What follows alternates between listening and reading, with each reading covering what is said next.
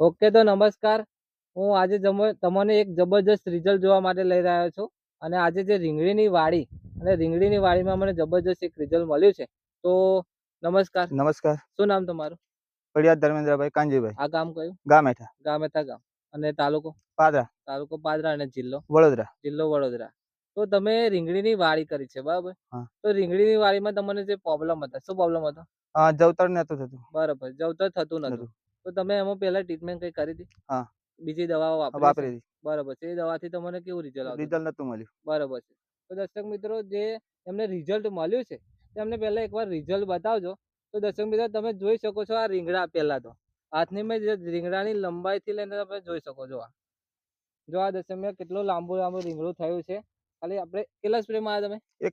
એક જ સ્પ્રેમાં ખાલી તમને આટલું બધું જબરજસ્ત રિઝલ્ટ મળે. હવે રીંગણીની અંદર પણ બતાવજો અમને જે રિઝલ્ટ. તો દર્શક મિત્રો, તમે જોઈ શકો છો એની લંબાઈ. તમે જો રીંગણીની લંબાઈ, રીંગણા લાંબા થતા નતા, બરાબર છે. રીંગણીની લંબાઈ થી બધા આખા ખેતરમાં તમે જોઈ શકો છો. જુઓ દર્શક મિત્રો આ રિઝલ્ટ. બીજા ખેતરમાં પણ બતાવી દીધું અંદર આખે. જુઓ દર્શક મિત્રો આ રિઝલ્ટ જુઓ. ખાલી એમના પાનની લંબાઈ થી જોવા. પાને પર રીંગણા લાગી ગયા છે. જોવા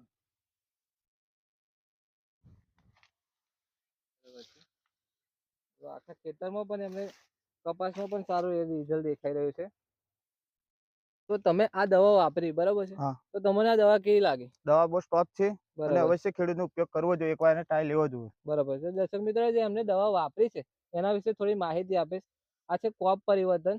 15 લીટર પંપમાં ખાલી 20 થી 25 ml સુધી નાખવાની, બરાબર છે.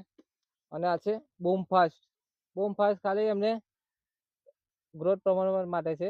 અને તમારે ફૂડ છે જવતર ના થતું હોય એના માટે ખાસ જરૂર છે બૂમફાસ્ટ. ખાલી 15 લીટર પંપમાં ખાલી 10 થી 15 ml સુધી નાખવાની તમારે. અને આ છે પેસ્ટાર્ગો. તમારે ચૂસ્યા જીવન માટે ખાસ જરૂરી છે આ વસ્તુ. ઓકે, તો તમે આ દવા વાપરી, બરાબર? તો બીજા બધા ખેડૂતોને પણ તમે આ વાત કરશો ને? બરાબર છે. ઓકે.